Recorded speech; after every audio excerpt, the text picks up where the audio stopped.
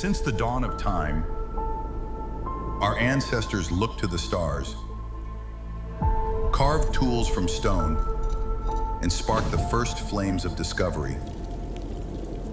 From those earliest footsteps of curiosity to the bold strides of modern humanity, one force has carried us forward.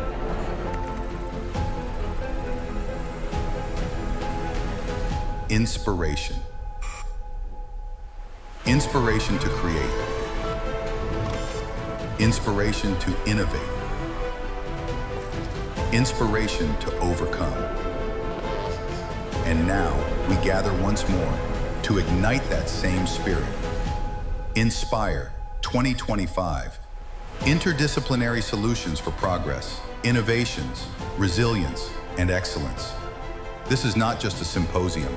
This is the next step in a journey that began long before us and continues with you.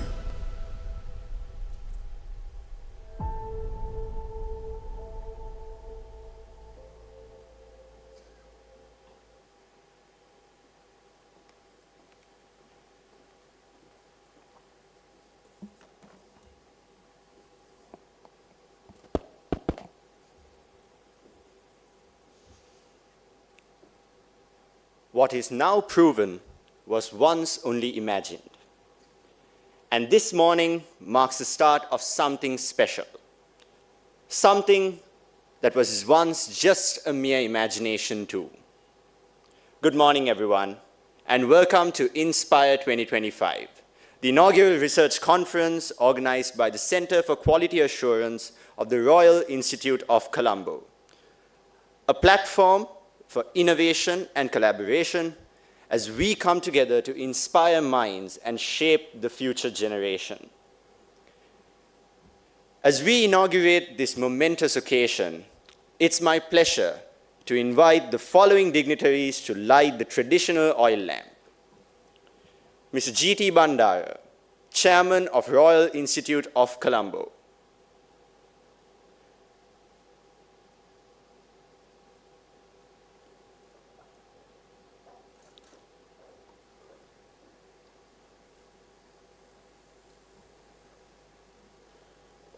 Dr. Nirodha Bandara, Academic Director of Royal Institute of Colombo and Honorary Chairperson of Inspire 2025.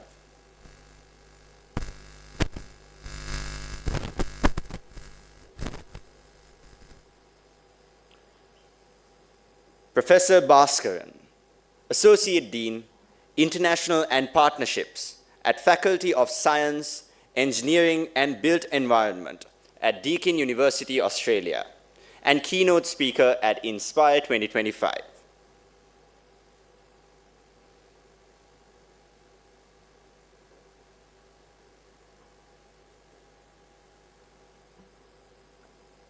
Dr. James Abdi, Associate Academic Director of the LSE UOL programs at the London School of Economics and Political Science, and keynote speaker at Inspire 2025. Professor Sunetra Kankanamge from the University of Sri Jayawardenepura.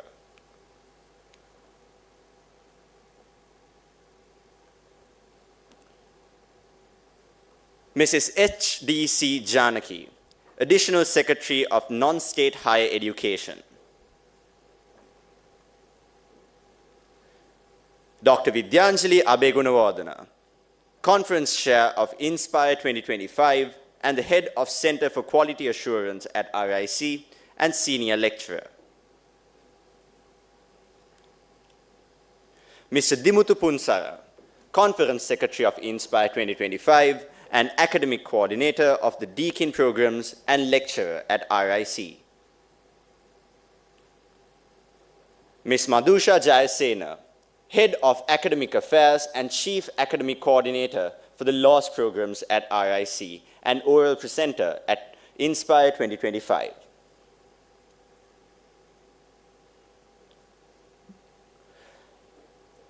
And Mr. Tiran Jayasinghe, Chief Academic Coordinator for the Deakin Programs and Lecturer at RIC, Oral Presenter at Inspire 2025.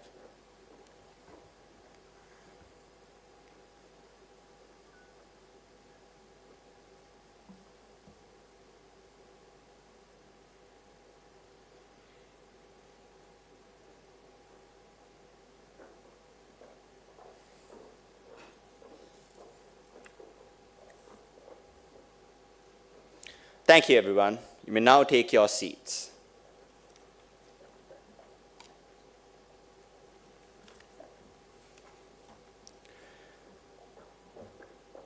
I want all of us to look around ourselves.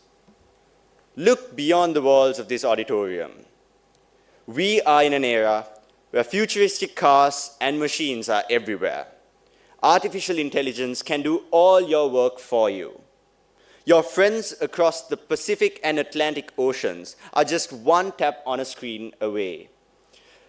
This wasn't the same merely a decade ago. It's safe to say we've come a long way. A lot has changed indeed. But change has a lot of best friends by the name of challengers. They make sure that they follow change everywhere it goes. To inspire someone is to urge them to create meaningful change, change that will navigate through the challenges, change that will add value to our lives. Inspire, short for interdisciplinary solutions for progress, innovation, resilience, and excellence, represents our mission to create that change and bring together diverse minds and disciplines under one theme. Innovating for a sustainable future, integrating disciplines to address global challenges and human well-being. A theme encapsulated by a web of distinct areas such as digital transformation and smart technologies, science and engineering for sustainability, data science and innovation, innovation and sustainable development, social sciences and human well-being, law and policy for a resilient future, economics and financial resilience, and education with lifelong learning. Together, they capture the spirit of collaboration and innovation that drives this conference. And over the past few months, we have received your valuable contributions in furthering our mission to inspire change. Today, we have come together to mark the beginning of a journey to inspire the next generation. And to formally welcome you all to this esteemed gathering, let me welcome Dr. Nirodha Bandara, the Honorary Chairperson of Inspire 2025, and the Academic Director at RIC. Having pursued her first degree, a Bachelor of Arts in Economics and Management at the University of Sheffield, she received her master's degree in economics at the University of Warwick. She then proceeded to become one of Sri Lanka's youngest PhD holders at the age of 24, when she earned her PhD in economics from the University of Nottingham. Her academic wealth, paired with administrative expertise, defines her as a truly unique character in the Sri Lankan education arena. Please join me in welcoming Dr. Nirodha Bandara as she delivers the welcome address of Inspire 2025.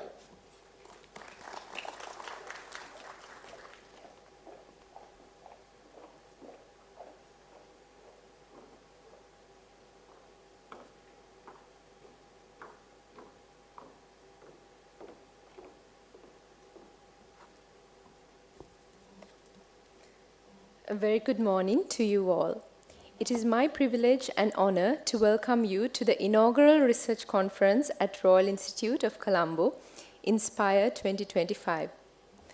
First, let me extend a very warm welcome to our distinguished keynote speakers, Professor Bas Bhaskaran, Associate Dean of International and Partnerships at the Faculty of Science, Engineering and Built Environment, Deakin University, Australia, and Dr. James Abdi, Associate Academic Director of the LSE University of London Programs.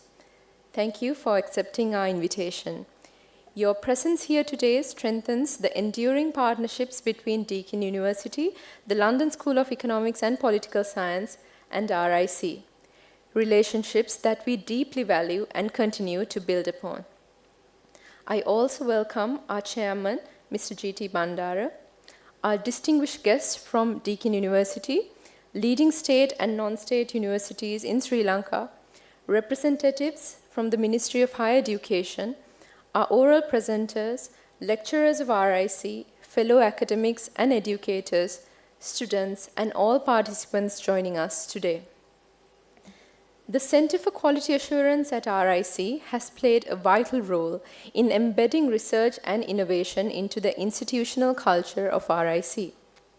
It reminds us that quality assurance is not limited to just compliance and process, but extends to advancing academic excellence and research engagement. Inspire itself is a direct product of this commitment. Today marks a milestone in RIC's journey. RIC has always been known as a teaching-focused institution, proud of our academic rigor and commitment to our students. With Inspire, we take a bold step forward, affirming that RIC is also a place where knowledge is created, challenged, and shared. Our responsibility as a non-state higher education institute extends beyond the delivery of degree programs. It involves cultivating a research ecosystem that meets international standards.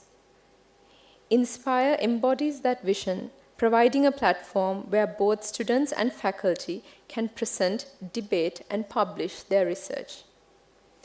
This conference provides a unique platform for undergraduates and academics to showcase their research. For many students, this may be their very first step into the world of research.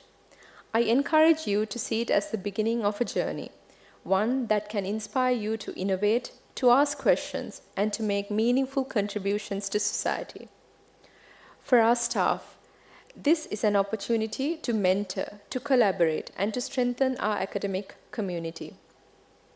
As we begin Inspire 2025, I hope the conversations that you have here, the research you present, and the connections you make will go far beyond today's event. May this conference serve as a catalyst for new ideas, new collaborations, and a renewed sense of purpose in our collective academic journey. I hope you have a beneficial day ahead. Thank you.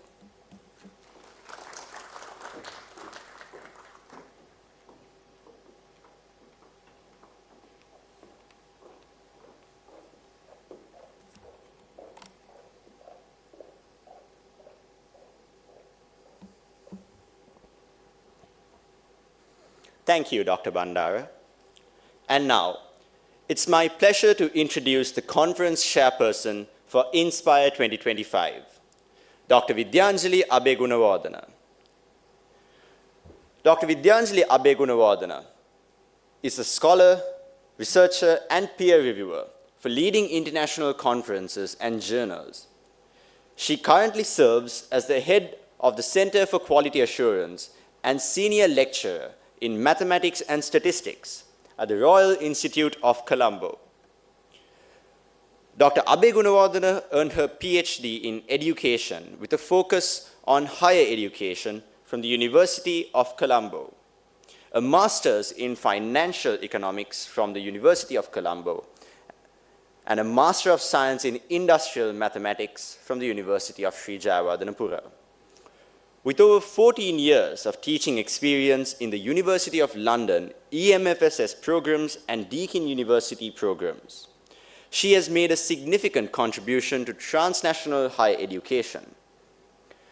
Her research interests span across cross-border education, choice set design, behavioral and ergodicity economics, decision-making under risk, risk engineering, and complex systems, machine learning, and quality assurance. Please welcome Dr. Vidyanjali Abegunawardena as she delivers the opening remarks of Inspire 2025.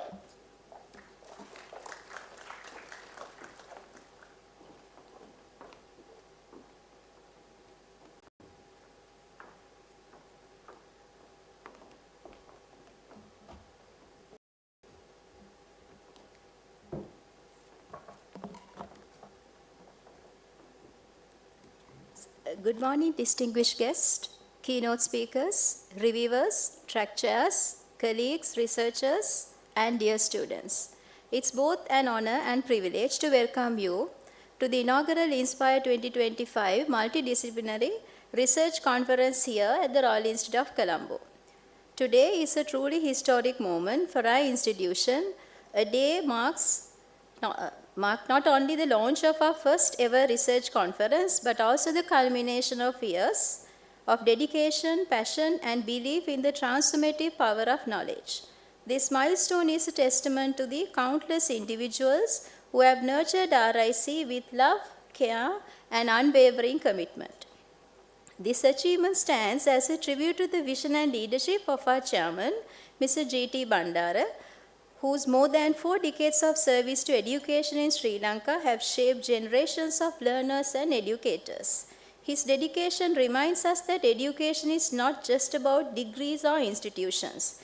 It is about hope, opportunity, and the chance to change lives. I am also deeply grateful to our honorary chair, the academic director of RIC, Dr. Nirodha Bandara. Her guidance, encouragement, and belief in the potential of every student and faculty member have been instrumental in nurturing a culture where research thrives. She has inspired us to take risks, ask bold questions, and embrace innovation, creating an environment where curiosity is celebrated and every contribution matters. RIC's story is deeply connected to Sri Lanka's higher education heritage.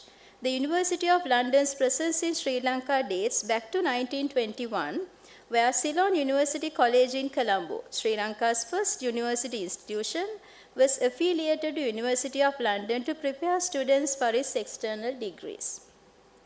Building on this tradition of rigorous international benchmark education, RIC was formally established in 1991 to deliver University of London degree programs in Sri Lanka and remains a long-standing recognized teaching center for University of London worldwide. Our global engagement, however, extends beyond this.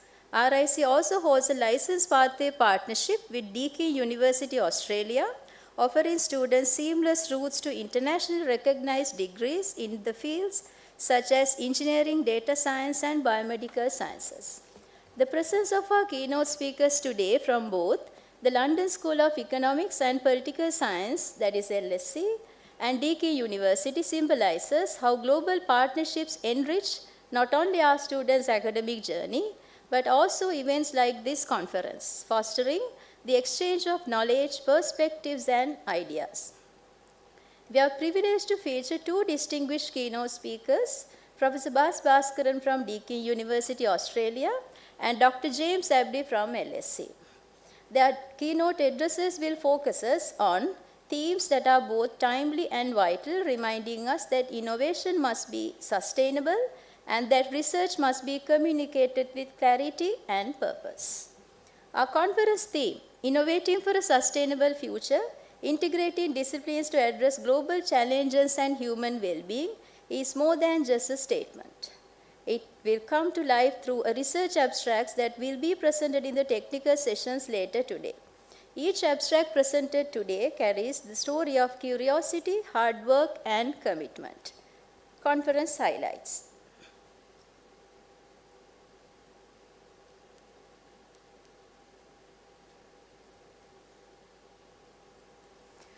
Allow me to share some key highlights from this year's conference.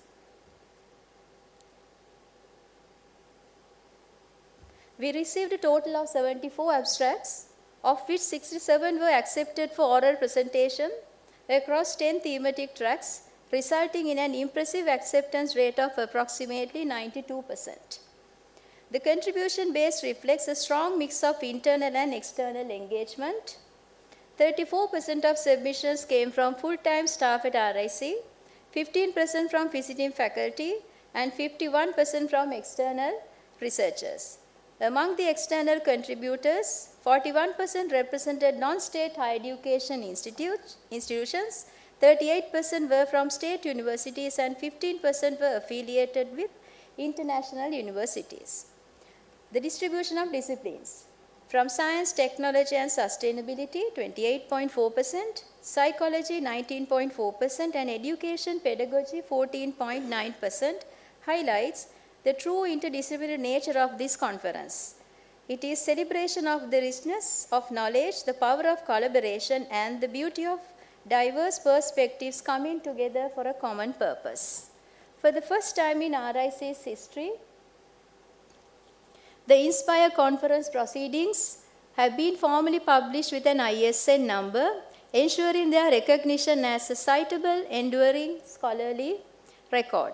This milestone guarantees that all abstracts, including both keynote papers, can be referenced in future research and preserved for long-term access. The proceedings are now publicly available via the RIC research webpage, marking a significant step in building the momentum of Inspire 2025. My deepest appreciation goes to the abstract reviewers, scientific committee members, and the entire team at the CQA for their strategic and diligent planning as well as their tireless commitment. Your dedication has transformed a bold vision into a successful reality. Finally, I thank all participants for being part of this special day. May the ideas shared, the connections made, and the inspiration sparked today stay with you long after the conference ends. May Inspire 2025 remembered not only as a milestone in RIC's history, but also as a celebration of curiosity, creativity, and the human spirit. Thank you, and I wish you all a deeply rewarding and inspiring day ahead.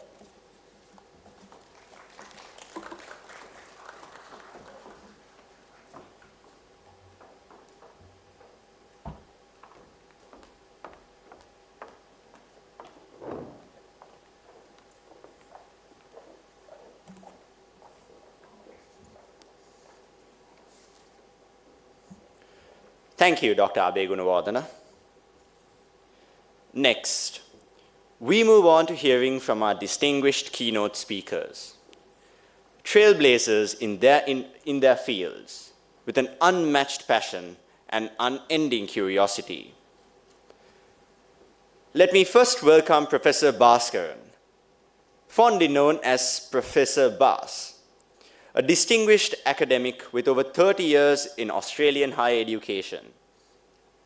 He is Associate Dean, International and Partnerships at Deakin University's Faculty of Science, Engineering and Built Environment. Professor Bhaskaran holds a PhD from the University of Melbourne, a Master of Engineering from the Asian Institute of Technology, and a Bachelor's in Engineering from the University of Peradeniya. A leading researcher in chemical, environmental, and civil engineering, his work focuses on water reuse, wastewater treatment, nutrient recovery, and industrial pollution control. He has led major industry-funded projects, including the Closing the Loop initiative with the Australian dairy industry. In 2011, he was selected by the Australian government as one of the top 3 researchers in water and environment for its prestigious Visiting Researchers program in Thailand. Ladies and gentlemen, please join me in welcoming Professor Bhaskaran as he delivers his keynote address.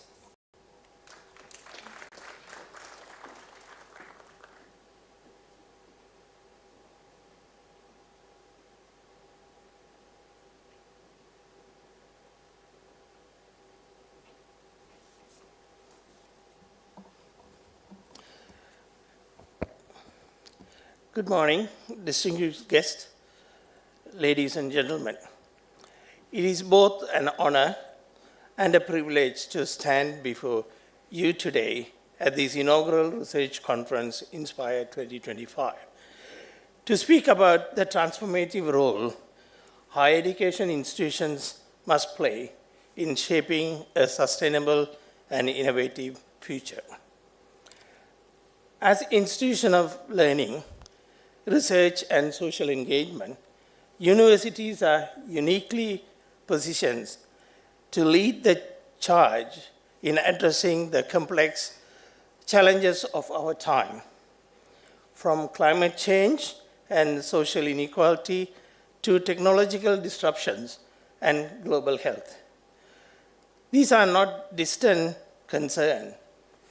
They are urgent realities that demand bold, innovative, and sustainable solutions. As centers of learning and knowledge creation, universities have a unique responsibility to advance sustainability and foster innovation through education, research, and engagement with communities. Sustainability is no longer a peripheral concern. It is central to the mission of higher education institutions.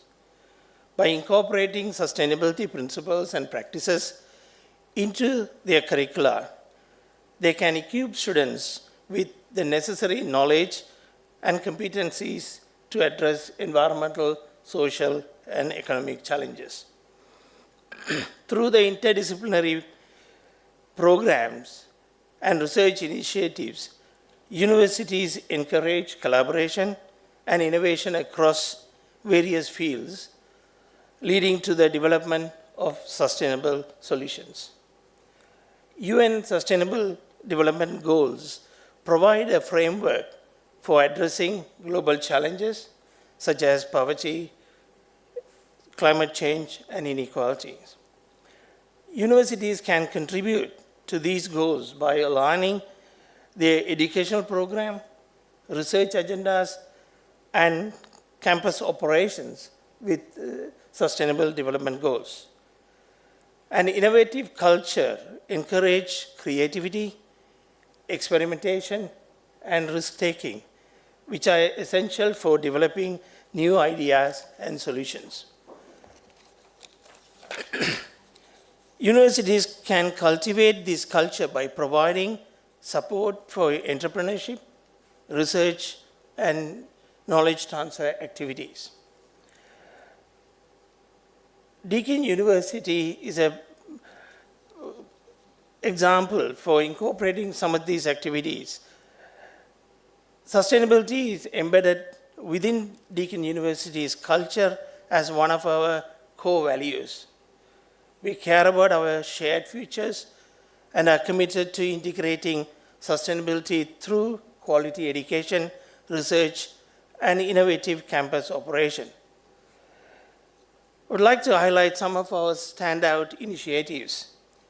In terms of campus sustainability, Deakin Renewable Energy Microgrid with 7 megawatt solar farm at our Warren Ponds campus is one of the largest on any Australian university campus, supplying almost 40% of our energy demand.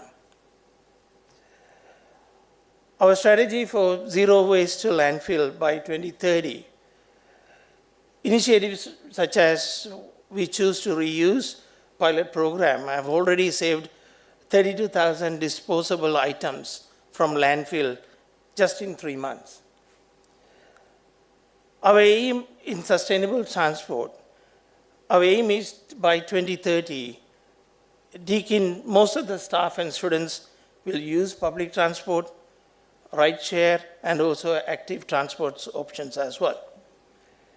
In terms of education and research, our campuses serve as a test bed for sustainability innovation, especially at our Geelong Warren Ponds campus, under the Climate Ready Campus Vision by 2030. We place sustainability at the center of our research, creating positive change for local and global communities. Our researchers are committed to discovering solutions to the biggest environmental challenges. These challenges not only require discipline-specific knowledge, but the collaboration between the interdisciplinary nature to find sustainable solutions as well. We can also offer undergraduate and postgraduate programs that are focused around developing the skills and knowledge to make an impact on the future well-being of our planet. Deakin is also a founding member of Nature Positive University Alliance by promoting biodiversity on campus and beyond.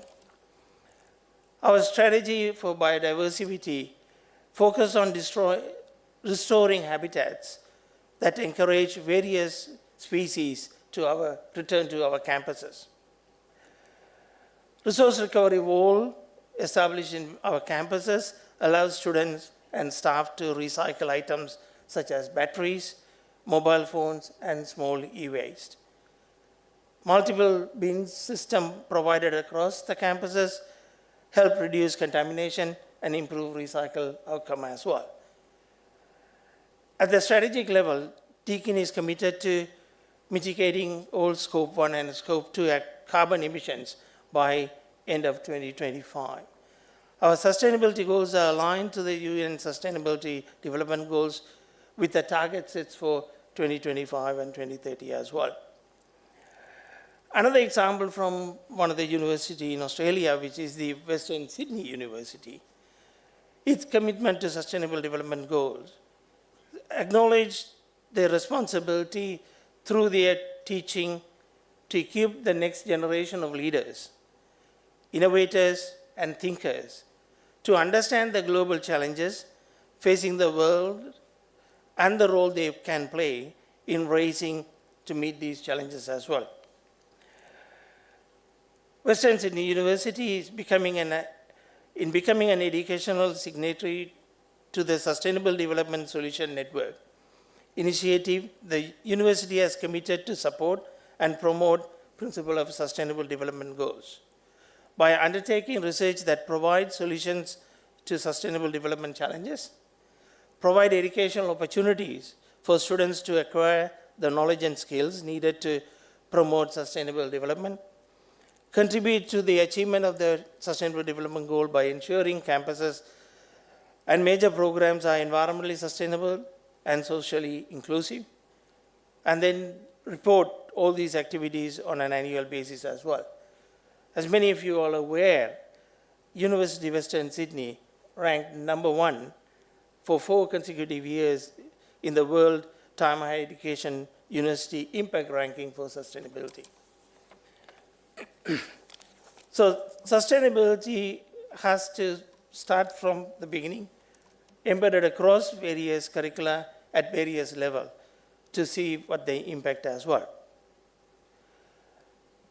But the higher education institutions also play a pivotal role in fostering innovation and entrepreneurship, acting both as incubators of ideas and launchpad for future ventures. Universities conduct fundamental and applied research that often leads to breakthrough technology and novel solutions.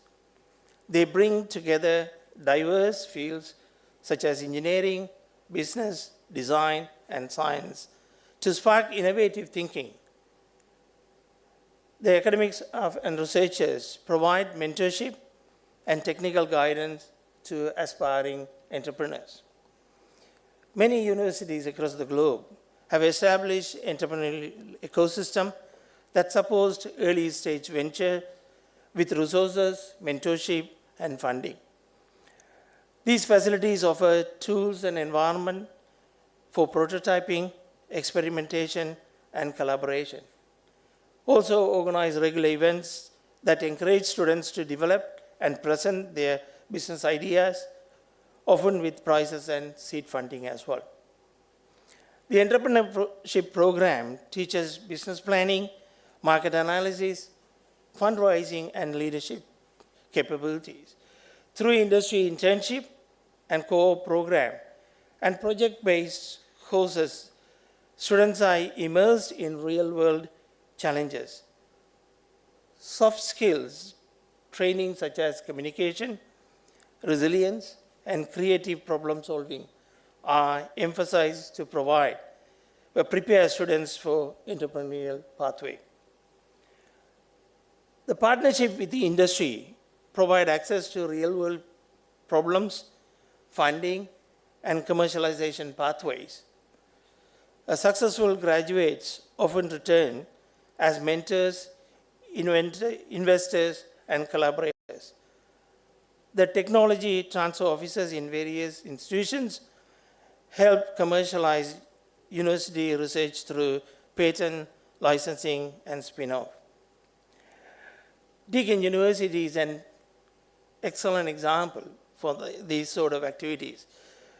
We have created several startup companies And we are the leading university in Australia with the highest revenue from the spin-off companies. In 2023, we had 130 million came through such activities as well.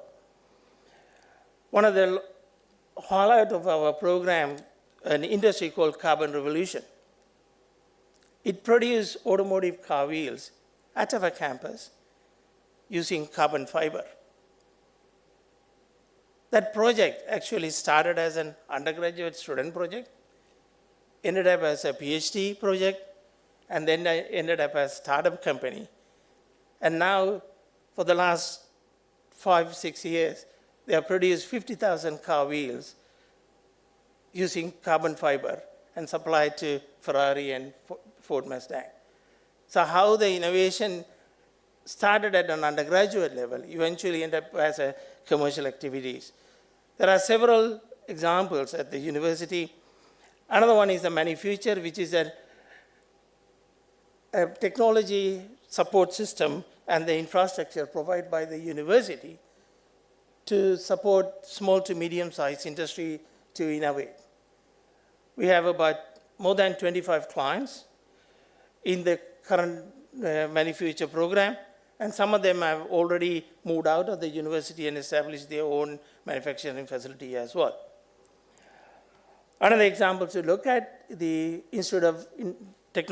Indian Institute of Technology, Madras in Chennai. They have a large scale of operation of providing makerspace, innovation centers, and they currently house in their industrial park 200 startup companies producing various products to different markets as well. So culture of innovation and the university foster environments where failures is seen as a learning opportunity rather than a simple failure. International and interdisciplinary communities promote fresh perspective.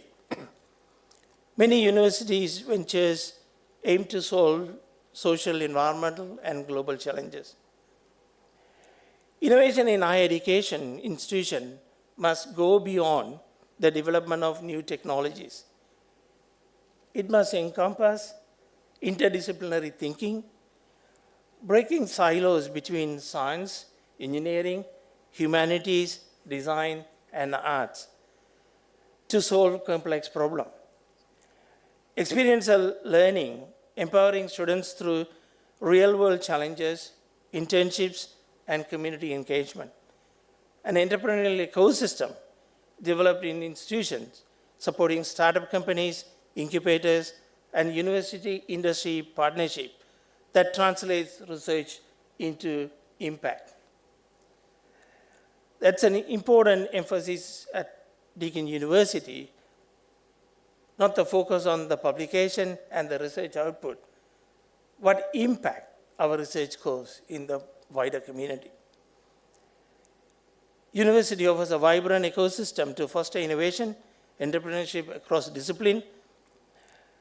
And one of the initiatives we started probably about 10 years ago in engineering at Deakin, what we call it as a problem-based learning. The innovative approach encourages students to tackle complex real-world problems.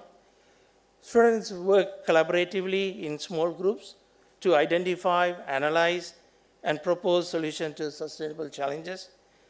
The problem-based learning also promotes teamwork, communication, leadership skills, as students must collaborate effectively to develop and implement solutions.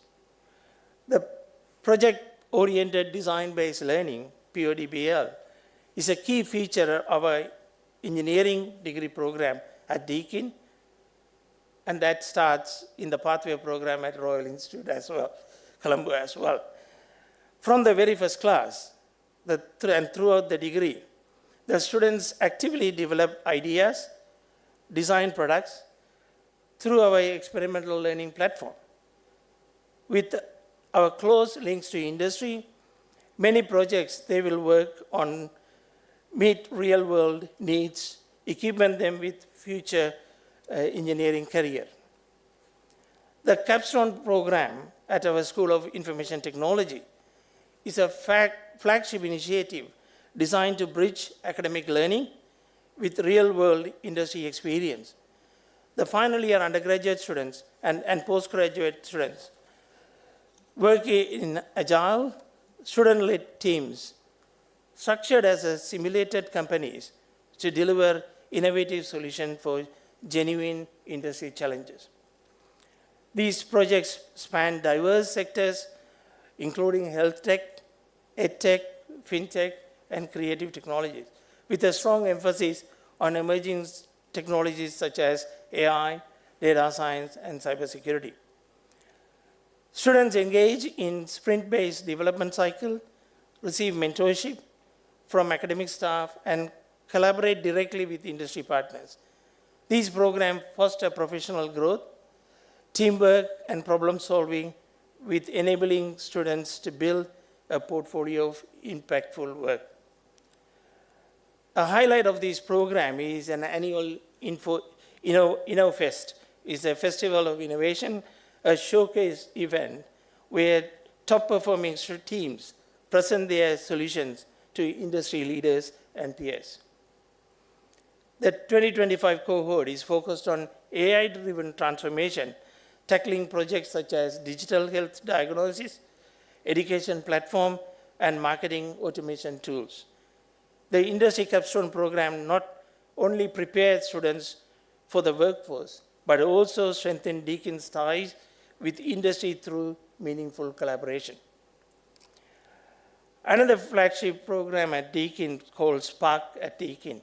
It's a university's fellowship entrepreneurship program currently being launched as a Spark version 2, Australia's first AI-supported startup engine. Spark focuses on rapid experimentation, practical venture building, using AI tools to compress startup development cycles from months to days, rather than traditional business planning heavy approach. The program supports Deakin students and staff and alumni and external participants through nonlinear idea to impact pathway that combines AI-powered prototyping, access to the infrastructure of manufacture in advanced manufacturing capabilities, and direct industry connection through our REACH program, which is the resource recovery program. So the Spark operates on the principles of learn by doing. Participants build actual working prototypes, validate real market demand, and launch viable ventures using cutting-edge AI tools as well.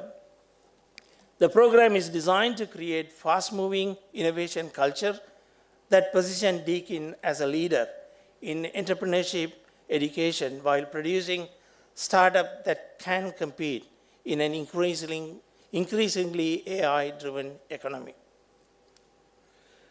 Sri Lanka, with its rich biodiversity, vibrant culture, and resilient people, it has the potential to become a model for sustainable innovation in South Asia. Let this conference be the beginning of a movement where Sri Lankan's higher education system becomes a catalyst for innovation, a champion for sustainability, and a guardian of our shared future. Thank you very much.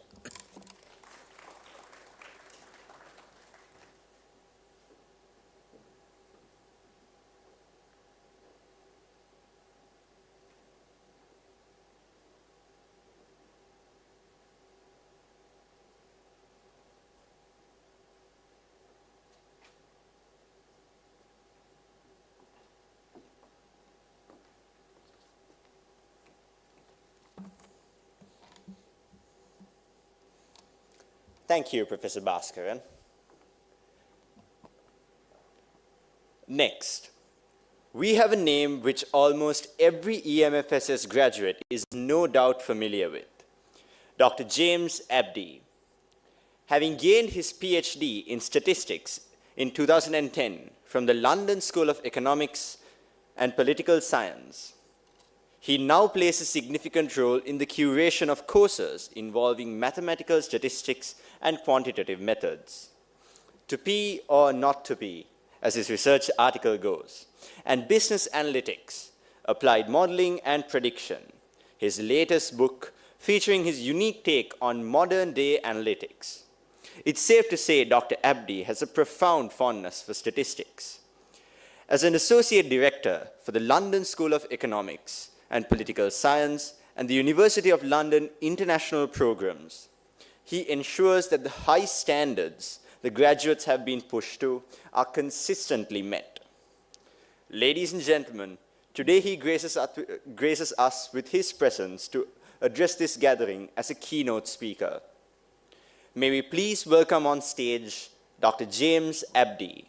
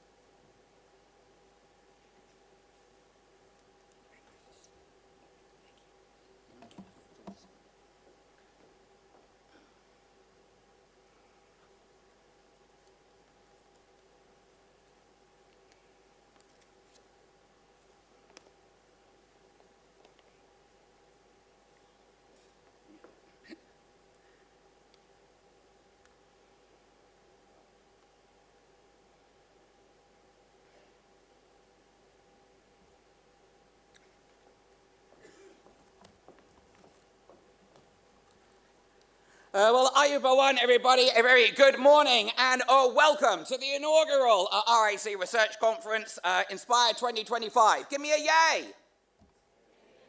Do that again, give me a yay. Fantastic. My humble thanks to RIC, not just for inviting me to deliver one of the keynote addresses, but to actually organise today. Indeed, data visualisation, the theme of my address to you this morning, we actually saw in one of the opening comments presentations a few visualisations to showcase the variety of institutions, both state and non-state, where there are representatives here today. But in particular, I'm delighted that students are among our delegates here at this conference, for they are the researchers and indeed leaders of tomorrow, and given the name of Inspire 2025, I hope through the attendance of many of the talks and sessions today that particularly the students will be inspired to embark on their own research pathways. And just before I go into my main address, 2025 is a very special year for us at the LSE, because we turn a sprightly 130 years old. Many happy returns, LSE.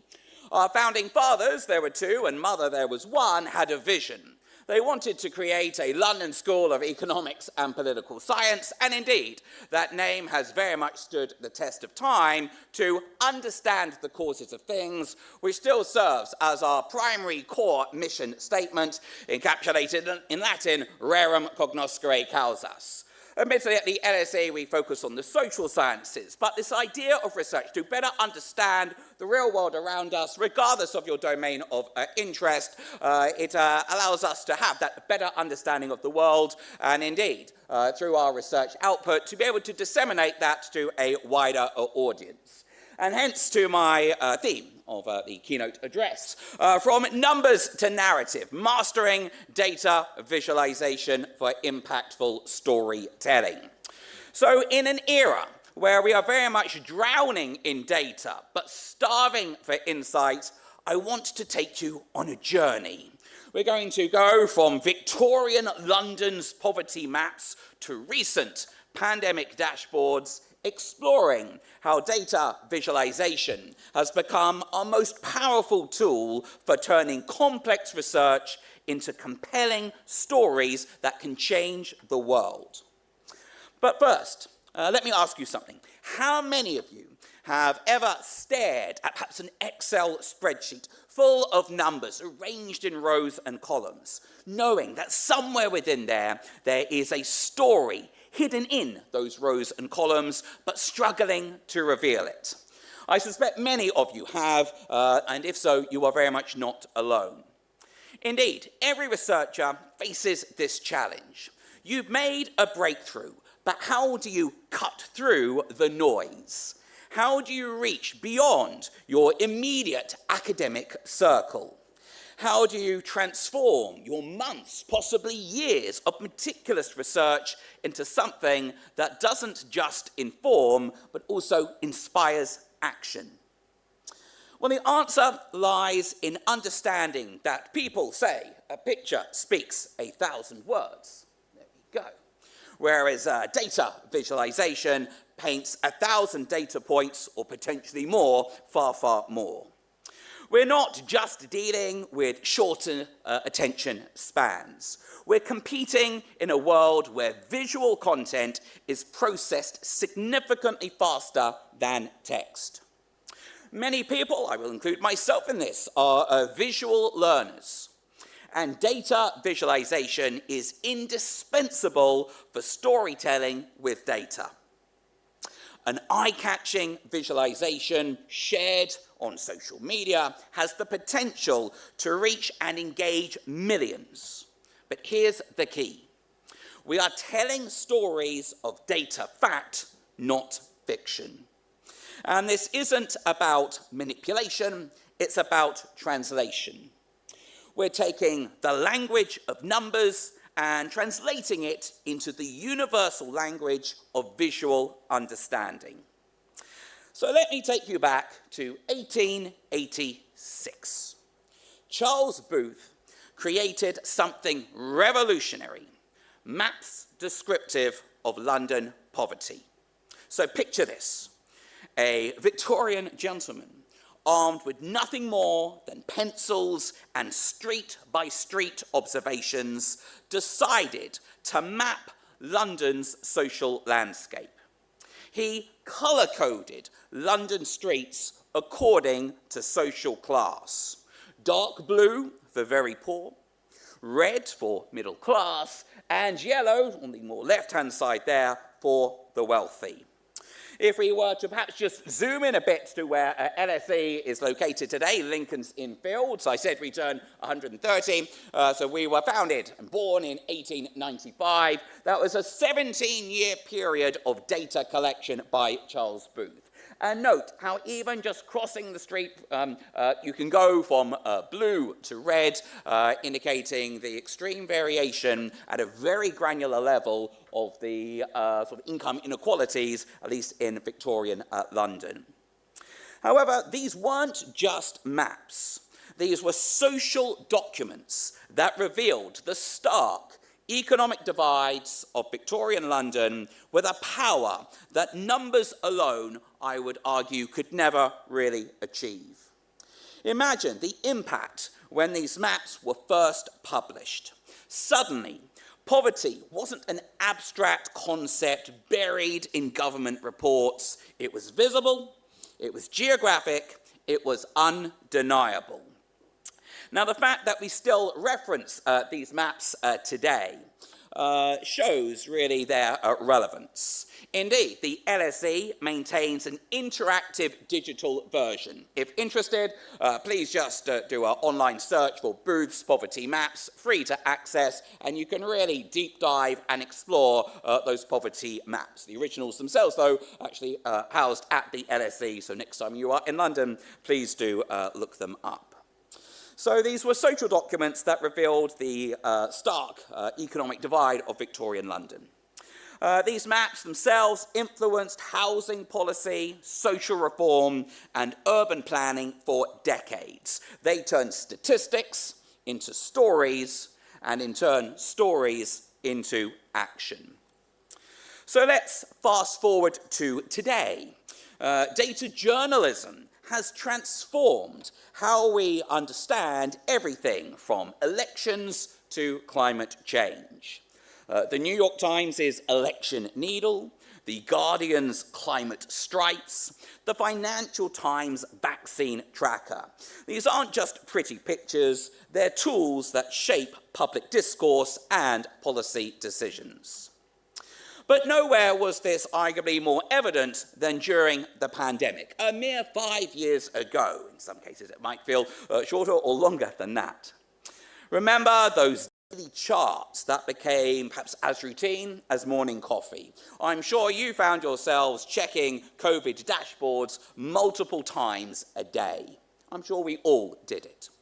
Those simple line charts, for example, they became our window into understanding a true global crisis. This time, not just an economic crisis like the global financial crisis of 2007 to 9, but really a health crisis as well. But here's what's fascinating. Simple on the surface, perhaps, but underneath lay incredibly complex decisions that data visualization teams grappled with every single day. Linear scale or logarithmic scale. The choice completely changed the story. Linear scales made exponential growth look terrifying, which perhaps it should. However, logarithmic scales revealed trends and patterns that helped epidemiologists understand transmission dynamics. Raw numbers or per capita, daily figures or cumulative. These sorts of decisions really had to be considered with a judgment call. 7-day averages to smooth out reporting irregularities, perhaps. Each decision fundamentally altered how millions of people understood the pandemic's trajectory. I do indeed remember one particular moment, I think it was in March 2020, when Italy's case numbers were displayed alongside China's. The visualization showed Italy's curve appearing to rise faster than China's had. However, digging deeper, you'd soon discover differences, for example, in testing protocols, reporting standards, population density, and indeed intervention timing. The visualization was accurate, but the interpretation wasn't. Now, these weren't just charts. They were tools that helped policymakers, journalists, and citizens navigate unprecedented uncertainty. Epidemiological models visualized through dashboards didn't just inform medical professionals. They became the foundation for global decision-making. Research that might otherwise have remained within perhaps academic circles instead became tools for understanding and responding to crisis. Impact was just notably mentioned by the previous speaker. Now, this is the power that we are talking about. Visualization that moves research from journals to policy rooms, from academic conferences such as this to kitchen table conversations. Now, here's where art meets science. For example, do you know your histogram from your box plot, your scatter plot from your bar chart? Now, before you answer, let me tell you why this matters more than you might think. I once saw a researcher present income inequality data using a pie chart, would you believe? Now, for those of you wondering what's so tragic about that, well, pie charts show parts of a whole. Indeed, we saw one earlier in terms of the institutions where delegates here are coming from. But income inequality isn't about slicing up a fixed pie. It's about distributions, ranges, and relationships. And the right visualization would have been a histogram, or better yet, a violin plot. So the number and type of variables you have dictate which plot types are suitable, and indeed, more importantly, which are not. Take the violin plot. It combines a box plot, an example there on the far right, with density curves on each side, showing both the shape and spread of data distribution. Music to our eyes, you might say. It reveals not just the median and quartiles, but the full distribution's character, whether it's bimodal, skewed, or has unusual outliers. Indeed, here, this was looking at the ages of the passengers of the ill-fated Titanic. But the wrong chart choice can turn your symphony into noise. I've seen scatter plots used for categorical data, line charts connecting unrelated points, and bar charts that start at arbitrary baselines to exaggerate differences. each wrong choice doesn't just confuse, it can potentially mislead. So effective visualizations follow 5 key principles, and I would really like you to remember these because they will really transform how you approach every chart, every graph, every dashboard you create. So first up, clarity of purpose. Every element should serve your story. Ask yourself, what is the single most important thing I want my audience to understand? Everything else is secondary. Indeed, I once helped a colleague redesign a chart that initially had 17 different data series. 17. The result was visual chaos. I will spare you the agony of showing it to you. And what we did, we reduced it to 3 key series, and suddenly the story became crystal clear. Second, audience awareness. What resonates with academics may confuse policymakers, whereas what works for policymakers may simply bore journalists. Sometimes simple before and after comparisons, and suddenly you can have their full attention.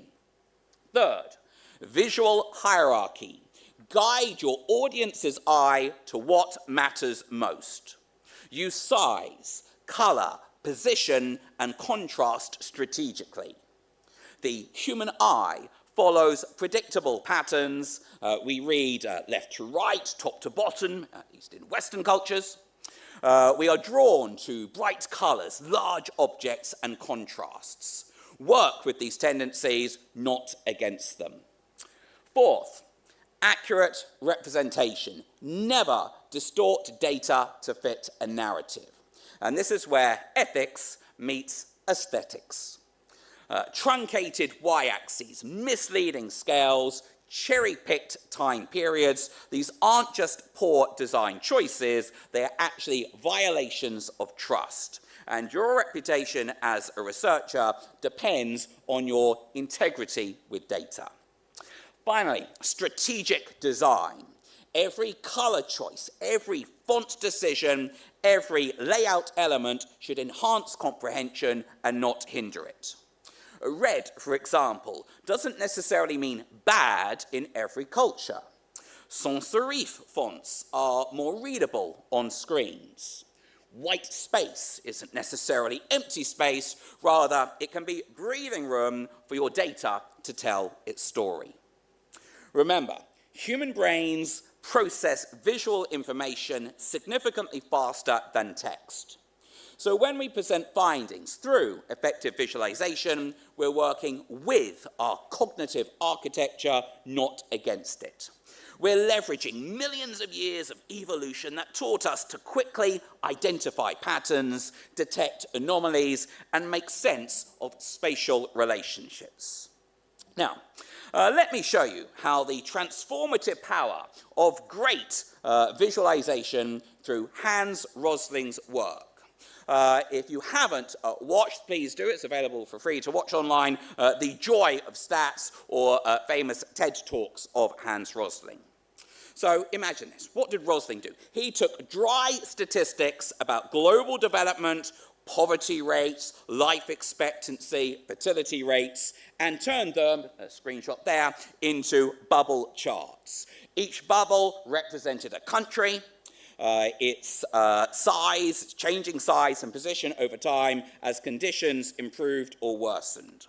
But here's what made it truly magical. Rosling didn't just show the data, he performed it. He narrated each bubble's journey like a sports commentator calling a thrilling match. Here comes China, racing up the income ladder while reducing family size. Watch Bangladesh defy expectations, improving life expectancy faster than anyone predicted. He was far more persuasive than I. Please do watch the videos. The same data presented in traditional tables would have remained invisible to public discourse. Rosling didn't just change the data, he changed how we see it. And he transformed statistics from abstract numbers into human stories of progress, setbacks, and hope. And that's the difference between information and insight, between data and understanding. His work influenced policy discussions, changed how journalists reported on development, and inspired a generation of researchers to think visually. Sadly, he passed away in 2017. The obituaries appeared not just in academic journals, but in mainstream newspapers worldwide. Data visualization had truly made him a global figure. So, the good news. Well, we have many powerful life jackets for navigating data seas. The tools available today would have seemed like magic to researchers, perhaps even just a decade or more ago. Tableau, for example, offers intuitive, a drag-and-drop interface, and it's free for educational use. I've seen students with no programming background create quite sophisticated dashboards in a matter of hours, not weeks. Python and R, programming languages, these provide unlimited flexibility for those willing to do some coding. Suppose you need to show climate change using 170 plus years worth of temperature data. So this visualization, speaking not just 1,000 data points, but far, far more. Note the use of color there. These tools can help you create these animated sort of warming stripes that make climate change visceral and immediate. Suppose you want to explore the gender pay gap across industries and time. Well, interactive dashboards can let users discover patterns through their own exploration. But here's what I want you to remember. The tool is never the point. The story is the point. I've seen researchers spend weeks mastering sophisticated software only to create visualizations that miss the mark entirely. So, start with your message, then choose the tool that best serves that message. So, effective data visualization really does democratize research. It makes findings accessible to broader audiences, including those who might struggle to understand in terms of different languages, and in particular for those who might struggle with traditional academic formats. So think about it. How many brilliant insights remain locked away in academic journals written in technical language that only a handful of specialists can actually decode? So interactive visualizations excel at accommodating different learning styles. Visual learners see patterns immediately. Kinesthetic learners can manipulate filters and controls. Analytical learners can drill down into underlying data. Users explore at their own pace, focus on what's relevant to them, and discover patterns through exploration rather than passive consumption. But, and this is crucial, accessibility requires careful thought. Choose colors carefully for those who are colorblind. Approximately 8% of men and 0.5% of women have some form of color vision deficiency. Red-green combinations that seem obvious to most people are sometimes indistinguishable to them. Also, consider cultural color associations. In Western cultures, red often signifies danger or negative values, while green represents safety or positive outcomes. But in some East Asian cultures, red is associated with luck and prosperity. What works on a large conference screen might be illegible on mobile devices where an increasing portion of your audience will encounter your work. Know your audience, but also know your constraints. Design for the smallest screen, the slowest internet connection, the least technical user. Inclusivity isn't just ethical, it's practical. The wider your reach, the greater your impact. So as LSE celebrates 130 years, we've witnessed an incredible evolution from hand-drawn charts in Victorian ledgers to today's interactive dashboards. Charles Booth drew his poverty maps by hand using watercolors and careful observations. Now, at LSE, our mission very much remains unchanged in 2025. From 1895, rerum cognoscere causas, to understand the causes of things for society's betterment. But our methods have clearly evolved dramatically.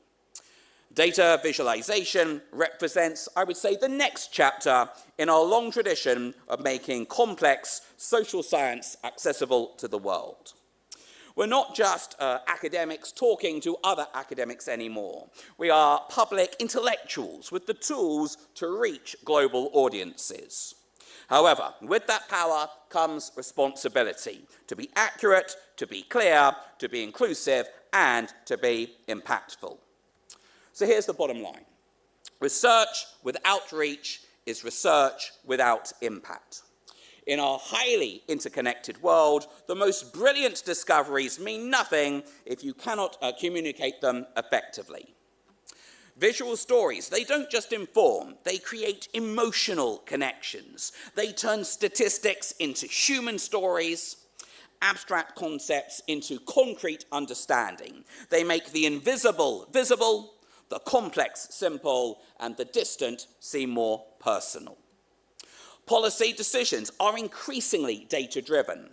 Public understanding shapes social outcomes. Your research deserves to be seen, understood, and acted upon.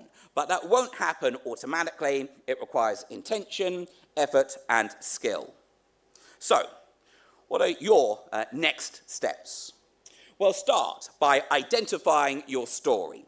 Every data set has multiple narratives, but what's your key message? What's the one thing you want your audience to remember, let's say, 6 months from now? For example, those booth poverty maps, they're quite striking, and I hope many of you will remember those, not just 6 months from now, but beyond. Number 2, know your audience. Are you speaking to policymakers who need clear recommendations, fellow researchers who perhaps want methodological detail, journalists who need compelling angles, or the general public who need relatable examples? Each audience requires different approaches, different levels of detail, and different entry points into your research. Choose tools that serve your purpose, not your ego. The most sophisticated visualization isn't necessarily always the most effective. Sometimes just a simple bar chart communicates better than an elaborate interactive dashboard. Let your message drive your method, not the other way round. Iterate and improve. The first version is rarely the best. Test your visualizations with real users. Watch their eyes as they encounter your work, their body language too. Where do they look first? What questions do they ask? What confuses them? And use this feedback to refine and improve. And finally, share and amplify. Reach beyond traditional academic circles. Social media, policy briefs, op-eds, public talks, exhibitions. There are countless venues for visual storytelling. And your research can start conversations in places you perhaps had never expected. We stand at an incredible moment in history. We have more data than ever before, from satellite imagery tracking deforestation, to mobile phone records revealing human mobility patterns, to social media posts expressing public sentiment. We have better tools than ever before. Artificial intelligence can identify patterns humans may miss. Cloud computing that can process data sets too large for any individual machine. Visualization libraries that can create almost any chart imaginable. And we have greater reach than ever before. Global internet connectivity, social media platforms with billions of users and audiences hungry for understanding in an increasingly complex world.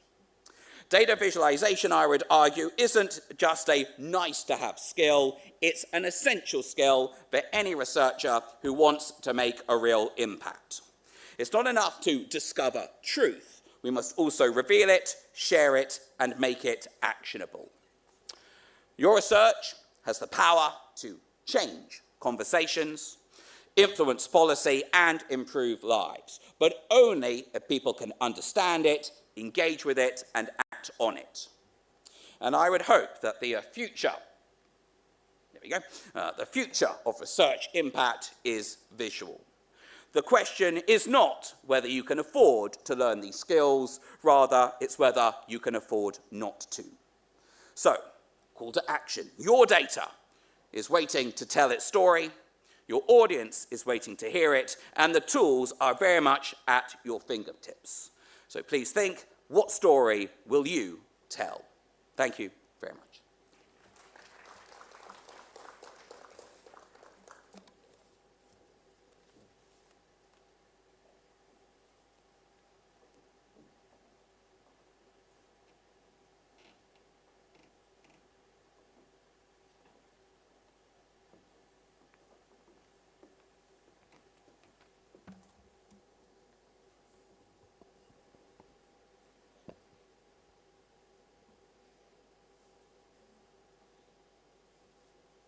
Thank you, Dr. Abdi.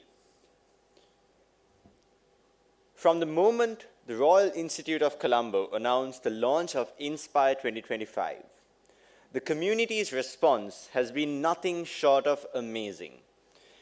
In the course of a few months, we received over 60 abstracts from our research fellow community. This could only make us wonder what a year's worth of time can help us achieve.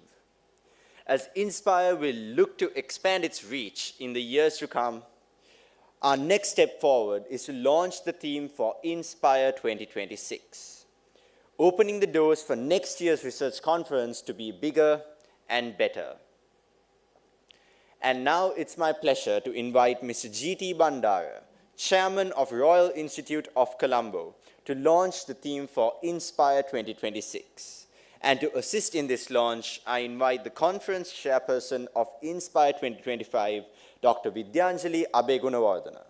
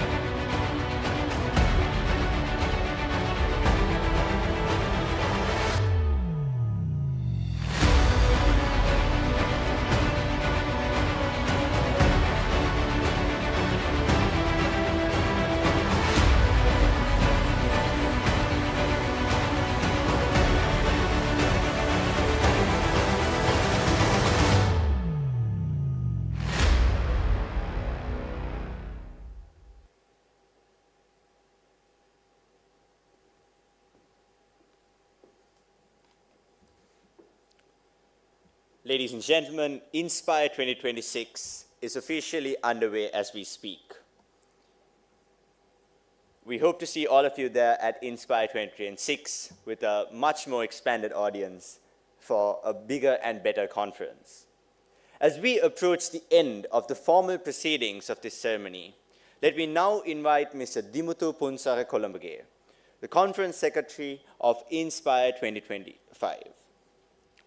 He is an electrical engineer, international researcher, peer reviewer of international journals, and currently a lecturer and academic coordinator for the Deakin Pathway Program at the Royal Institute of Colombo. His research spans across electrical and computer engineering, energy economics, power systems, renewable energy, and telecommunication. He has published in leading Q1 index journals and presented at various international conferences. Let's warmly welcome Mr. Dimutu Punsara Kolombage, who will now deliver the vote of thanks.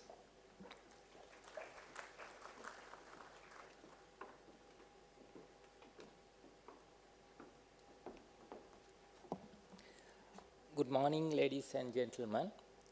On behalf of the Conference Committee of Inspire 2025, it is my great privilege to extend our heartfelt thanks to everyone who has contributed to make this event a resounding success.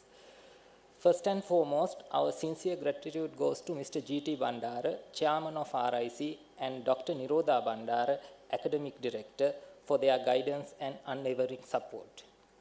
We are deeply honored by the presence of our keynote speakers, Professor Bas Bhaskaran and Dr. James Abdi, for sharing their expertise and insights. Our heartfelt thanks go to our special guests, Professor Sunetra Kankanamge, Professor Sagarika Kannangara, Professor Mahendra Diyamulla, who are representing state universities of Sri Lanka, and delegates from Ministry of Higher Education of Sri Lanka and Deakin University for gracing today's occasion. We extend our appreciation to reviewers, technical session chairs, and all researchers who have submitted and will present their valuable research work. A special mention to our student committee and organizing committee for their tireless efforts, as well as to all RIC staff whose contributions ensured the smooth running of this event. Finally, thank you to our student and audience for your enthusiasm and presence here today. I warmly invite all of you to join the technical sessions to discover and engage with the enhanced novelty and knowledge emerging through research. We look forward to meet you again at Inspire 2026. Thank you.